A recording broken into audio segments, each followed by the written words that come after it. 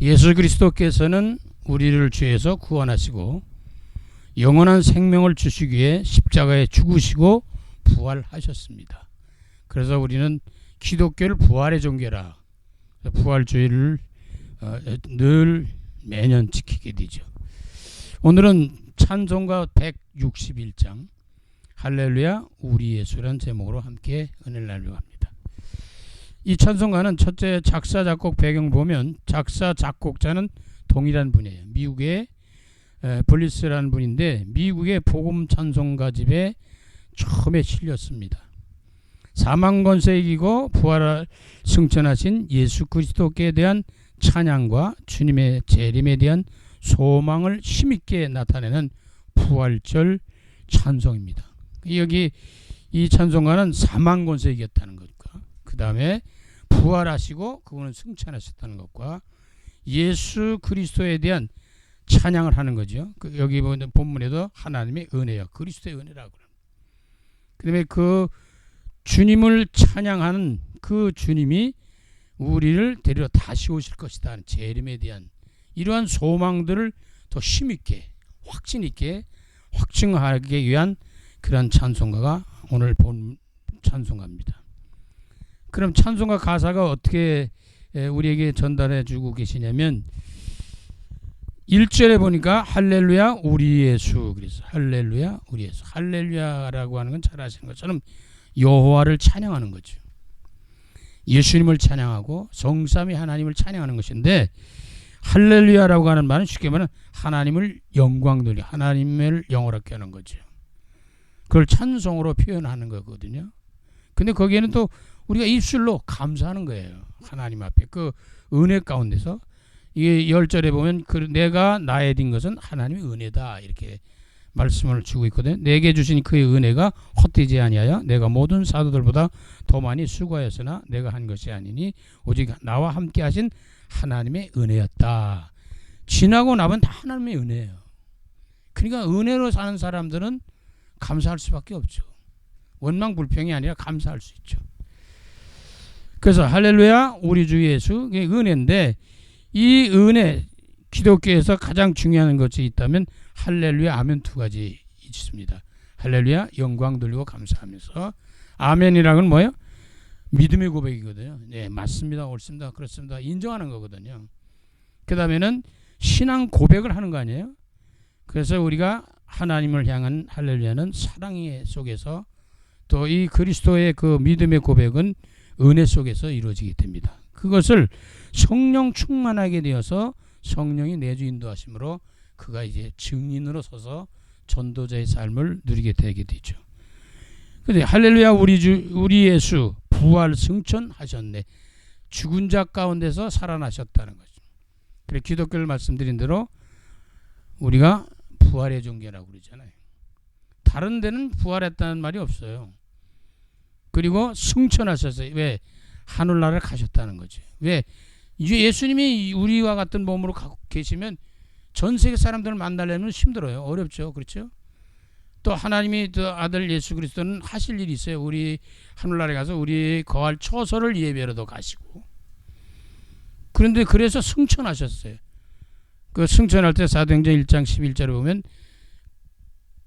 그 가신 대로 그대로 다시 온다 그랬거든요. 그러면 세상 사람 찬양하니 천사와다 파도다. 부활의 사건은 하나님께는 영광입니다. 그리고 우리 이 땅에 있는 사람들은 평화예요. 그러다 보니까 세상 사람들이 찬양할 수밖에 없는 거예요. 감사할 수밖에 없는 거예요. 부활의 그리스도를 만난 사람들은 감사할 수밖에 없죠. 또 찬양할 수밖에 없는 겁니다. 그런데 이러한 가운데 속에서 천사들이 화답한다는 거예요. 이 땅에서 한 사람이 구원받으면 하늘나라에 천국 잔치가 배설된다고 그러잖아요. 그게 전도자의 축복이 얼마나 중요한지를 알 수 있습니다. 구주 예수 부활하사. 이 부활하신 분이 누구예요? 우리의 구원자시다. 구세주시다. 그런 뜻이거든요. 사망권세 이겼네. 사망권세 이겼네. 이게 우리 인간이 제일 해결할 수 없는 문제예요. 결국 모든 게 다 해결할 수 없는 문제들이 세상같이 많지만 그러나 최종적으로 우리 인간이 사망권세를 해결할 수가 없어요. 근데 예수 그리스도는 부활하심으로 사망 권세를 이겼다는 거예요. 해결하셨다는 거죠.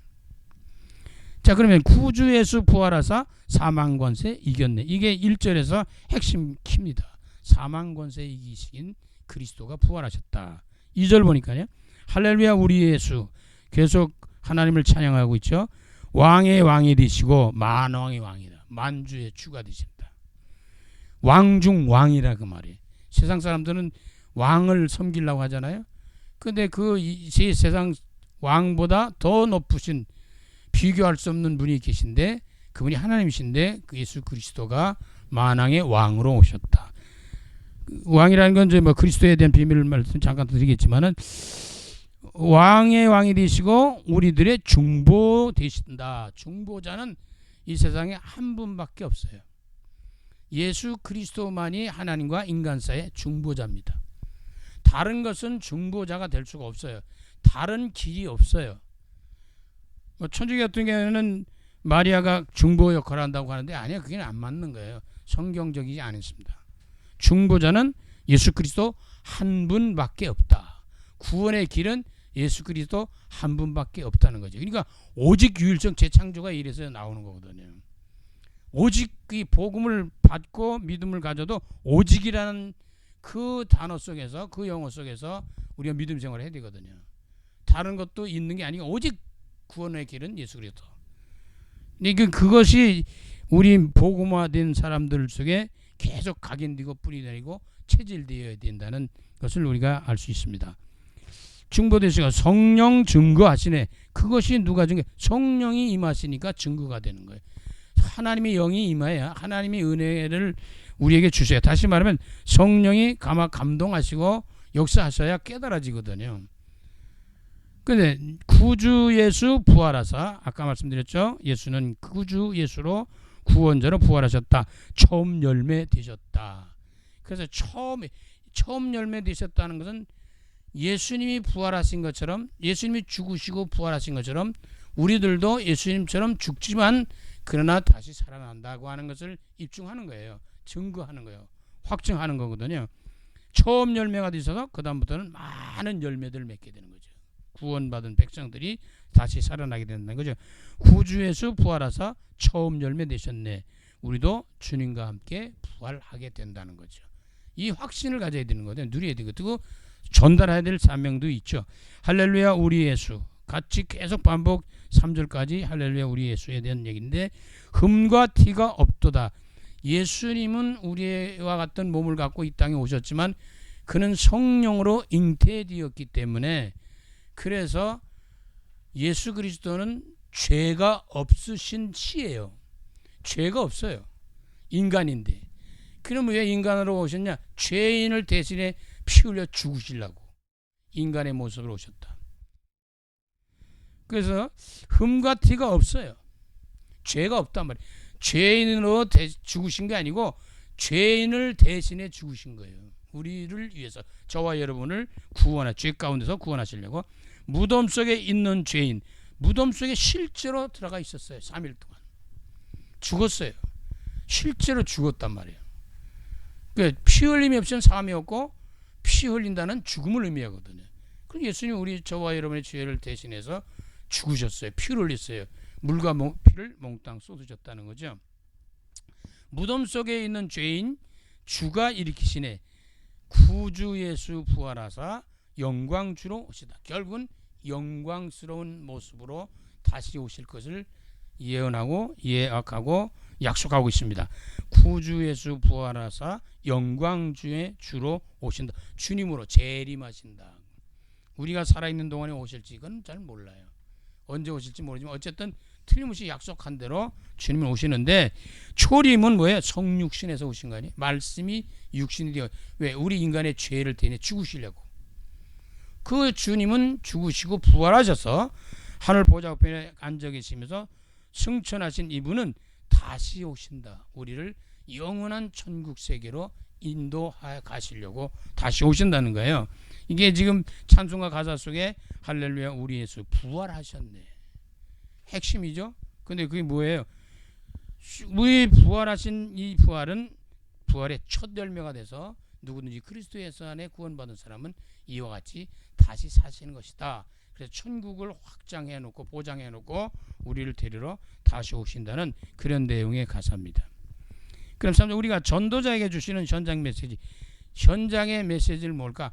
예수 그리스도의 부활의 메시지를 잘 보면 주님의 뜻을 우리가 알 수가 있어요. 하나님 뜻을 알 수가 있어요. 그게 부활 메시지가 복음 사복음서에서 잘 나타나 있고 사도행전에 실제적인 역사가 일어나는데 서신서 같은 건 설명하는 거거든요.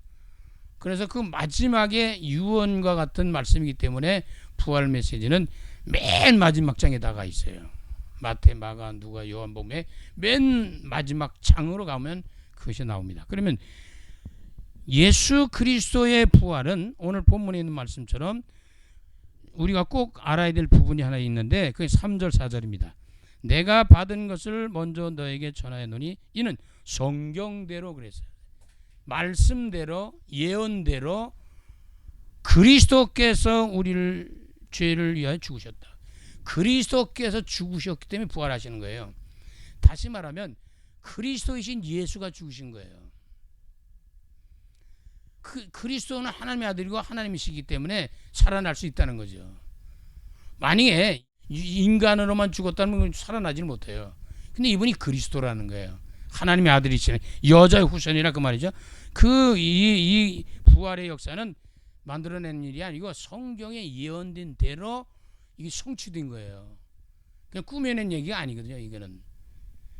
그러니까 성경대로 그리스도께서 우리 죄를 위하여 죽으시고 장사 지낸 바 되셨다가 무덤 속에 들어가셨다는 거죠.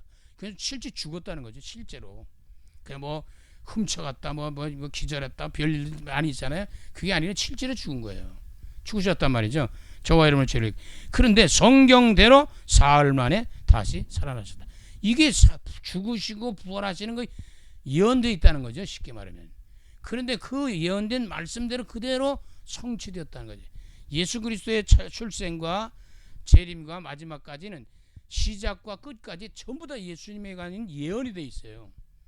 그래서 그 예언된 대로 오셨고 예언된 대로 사셨고 예언되는 대로 죽으셨고 예언된 대로 살아나셨고 승천하셨고 재림하시고 세상 종말이 오는 다 이게 예언되어 있다는 거예요.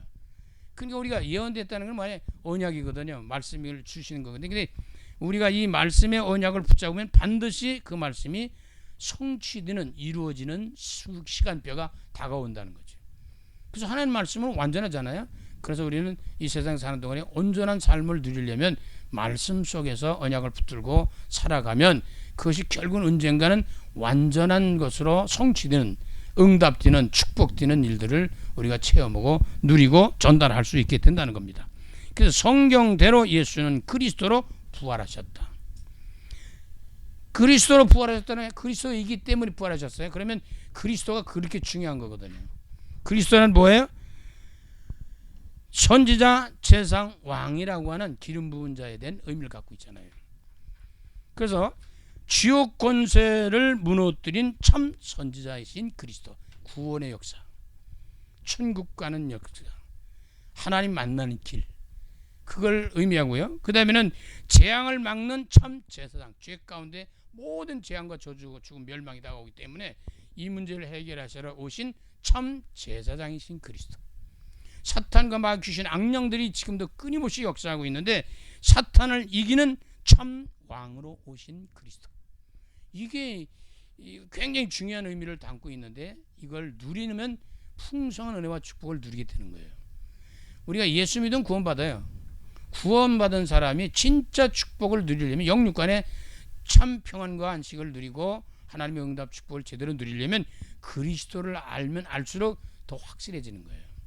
근데 이걸 마귀는 결국 예수 못 믿게 하고 믿어도 이제는 누리지 못하도록 하는 거죠. 그게 그리스도를 모르게 하는 거예요.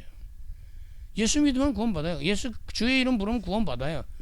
그런데 이게 확신이 없어요. 그러니까 교회 다니는 사람들이 10년, 20년, 30년, 수십 년을 다녀도 확신이 없는 거예요. 왜 그러냐? 그리스도의 비밀을 모르기 때문에 못 누리는 거예요. 그래서 요한복음 19장 30절에는 뭐 어떠냐? 이 그리스도는 모든 문제 해결하신 분이라고 하는 것을 다 이루었다. 십자가상의 7마디 중에 나타난 말씀입니다. 내가 이 십자가의 죽음으로 모든 문제를 다 끝냈다라고 하는 거예요. 그러니까 이럴 때면 모든 게 끝났으니까 안식이 오겠죠. 평안이 오겠죠. 확신이 오겠죠. 뭐 이제는 겁날 거 없잖아요. 염려할 거 없거든요. 그래서 이러한 부활하신 그리스도가 우리에게 메시지를 주셨는데 그게 마태복음, 마가복음, 누가복음, 요한복음 쭉 보면 마태복음 마지막 장에는 마태복음 28장 16절 20절 보면 모든 족속으로 제자를 삼으라. 이것을 부활의 증거를 잡은 사람들은 이제는 전도자가 되는 거 아니에요. 증인이니까. 그래서 모든 족속으로 제자를 삼으라는 거예요. 모든 사람이 구원받길 원하셔야 하나님. 그런데 모든 사람들이 구원받느냐? 그렇지 않거든요. 그래서 우리가 아까 말씀드린 은혜 속에 있기 때문에 택했다 하는 얘기를 하는 겁니다. 하나님의 은혜 가운데. 그래서 모든 족속으로 제자를 삼으라는 것은 내가 먼저 그리스도의 제자가 되어야 돼요. 그렇잖아요. 다시 말하면 내가 그리스도의 제자라는 확증이 있어야 되잖아요. 그런 다음에는 나로 말미암아 또 다른 사람들이, 그것이 가족이든 친구든 친척이든 이웃이든 사회생활하는 속에서 우리가 만남 속에서 이루어지는데 다른 사람이 그리스도의 제자로 세워지는 그게 전도자죠. 전도자 삶을 누리는 거거든요. 세상 끝날까지 함께 하겠다는 거죠.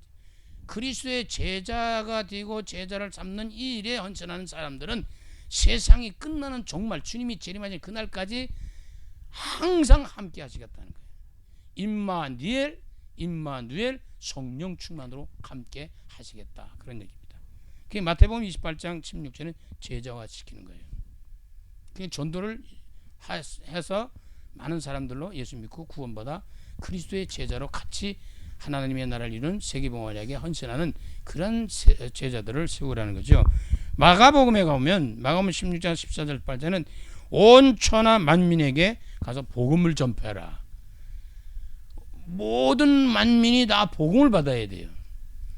누구든지 복음을 받아야 되는 거예요. 복음을 안 받으면 안 돼요. 그래서 이 복음을 만민에게 전달하는데 왜 그럴까? 첫째, 구원의 역사가 일어난다. 이 예수 그리스도는 구원의 역사가 일어나요. 그래서 영혼이 구원받는 것보다 귀중한 것이 우선순위가 없습니다. 그래서 예수 믿고 구원받았다. 이게 최고 축복받은 사람이고 이게 성공하는 사람들이에요. 그 다음에는 이 온 천하 만민에게 복음을 전파해야 될 이유가 뭐냐면 병든 자들이 치유받게 된다. 각색 병증자들이 치유받죠. 안진뱅이, 소경, 많은 사람들이 치유를 받게 되죠. 그 병이라는 건 머리부터 발까지 영혼 깊은지 얼마나 많은 병들이 많습니까? 이 점점 가면 질병의 그 종류들이 너무 많죠 이제는. 그래서 이 치유를 위해서 복음을 전달해 주라는 겁니다. 근데 치유 중에 가장 완벽한 치유라고 있다면 복음 치유입니다. 복음으로 치유를 받아야 돼. 그 복음 속에서 치유를 받아야 된다.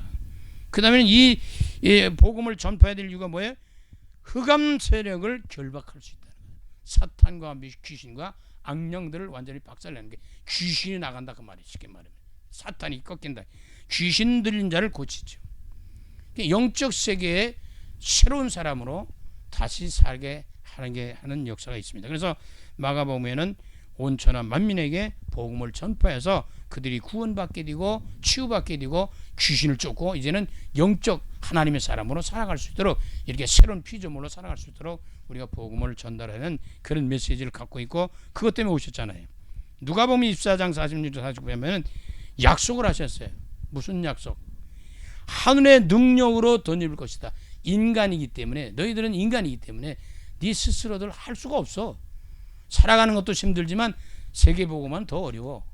그래서 내가 너희들에게 약속할게. 무슨 약? 보혜사 성령을 보내주시겠다.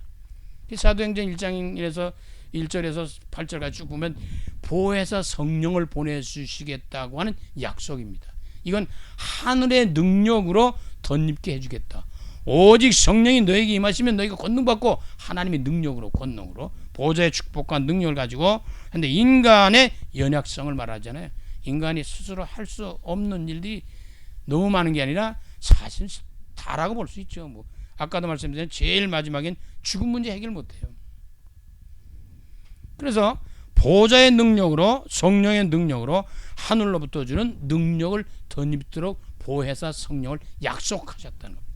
그래서 초대교회는 사도행전 1장 14절에 그들이 막 마음을 갖춰 모여서 서로 기도하면서 뭐 했어요? 성령 충만하도록 기도해서 사도행전 2장 1절에 오순절날에 성령 충만을 다 받게 되는 것입니다. 그래서 땅끝까지 증인들로 살아가게 되는 거죠. 요한복음에는 21장 15절로 17절에 보면 너희가 이 사람들보다 나를 사랑하냐 진짜? 너 나 사랑하는 거 맞아? 묻는 거거든요. 네 맞아요 사랑합니다. 그랬더니 주님 말씀은 뭐냐? 내 어린 양을 먹이라. 내 어린 양을 치라. 양육하고 돌보고 먹이고 입히고 하는 거잖아요. 그건 뭡니까? 후대 렘넌트 운동을 해라는 거죠. 제자 운동입니다. 계속 뛰어질 것은 제자밖에 없잖아요.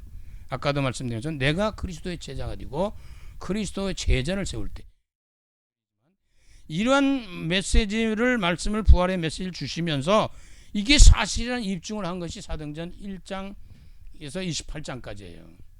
그래서 성령이 역사하는 걸 가지고 증거하거든요. 그래서 12사도들을 통해서 전도자들을 통해서 성령의 역사에서 하나님의 역사의 구속사가 이루어져가는 그런 모습을 보이는데 거기에 핵심적인 것이 첫째 사도행전 1장 1절 그리스도 이 언약이거든요. 사도행전 1장 3절 하나님 나라 말씀이거든요. 사도행전 1장 8절 성령 충만이단 말이에요. 그래서 오직 성령이 너에게 임하시면 성령이 임하시면 어떻게 되냐? 권능을 받고 땅까지 증인된다. 그래서 그리스도의 증인되는 거예요. 그래서 초대교인들이 이거 사실 입증한 거 뭐예요? 사도행전 5장 42절에 집에 있든지 성전에 있든지 예수가 그리스도라는 사실을 가르치고 전하기를 전도하기를 전달하기를 쉬지를 안 했다는 겁니다.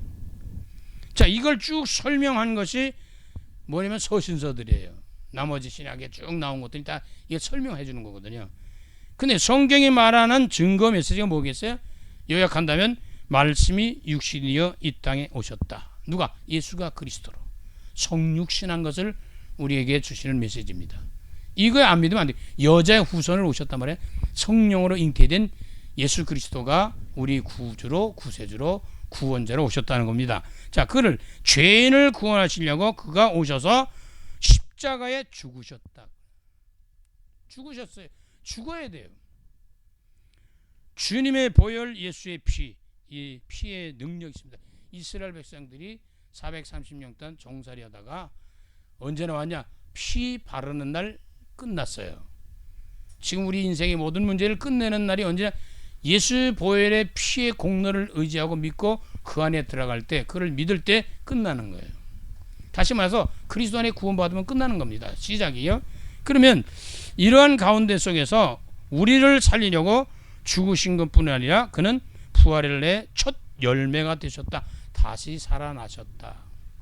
그래서 부활주일의 기념 예배를 곳곳에서 드리잖아요. 연합으로 드리고 뭐 개교회도 드리고 개인적으로도 물론 그렇지만요. 그 다음에 이 부활하신 예수가 예수 그리스도께서 하늘로 승천하셨다. 승천하셨어요. 왜? 우리의 거할 처소를 예비하러 가셨고 어디서든지 우리와 함께 하시려고 뭘로? 성령으로 함께 하시려고 승천하신 겁니다. 그래서 보혜사 성령을 보내신 거예요. 영으로 계셔야지 육신으로 계시면 미국에 예수님이 계시면 여기서는 우리 못 만나잖아요.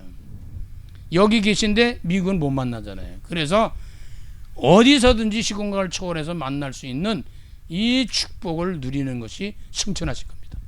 그것은 다시 말해서 우리 거할 초소도 예비하러 가실 뿐만 아니라 우리와 이 세상에 동시다발적으로 성령으로 함께 하시겠다고 하는 약속이요 언약입니다. 자 그러면 우리의 영원한 천국으로 이끄시기 위하여 재림하신다. 우린 영원한 천국으로 가요. 재림이라고 하는 것은 땅끝까지 복음이 전파될 때 그때 끝이 될 것이다. 이렇게 약속해요.